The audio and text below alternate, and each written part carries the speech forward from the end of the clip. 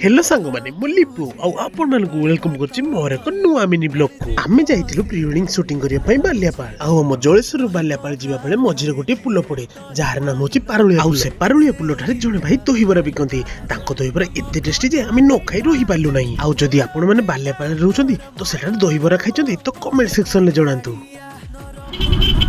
सानु दहीबरा खाइलु केमदी लागला गो दहीबरा तो बहुत बढ़िया लागला आपण भी थोड़े आसनु ट्राई करंतु भाई दहीबरा ट्राई करके कहबे केमती लागुଛି मु तो खाइले बहुत बढ़िया लागला आपण भी थोड़े आसी ट्राई करनु भाई आपण को दहीबरा खाइ पई कोडी आसी पड़ियो एटा लोकेशन होची हमर बाल्यापाल पारुलिया पुल छक निकट रे आ साई मथा रे एठी 3 वर्ष गेला मु व्यापार करूची आपण माने आसंतु दहीबरा खांतु निश्चय भल लागिवो मोर दुई प्रकार तरकारी रहउची आलुदम रहउची घुगनी रहउची सेव आचार रहउची पापड़ रहउची स्पेशल दही रहउची आपण माने आसंतु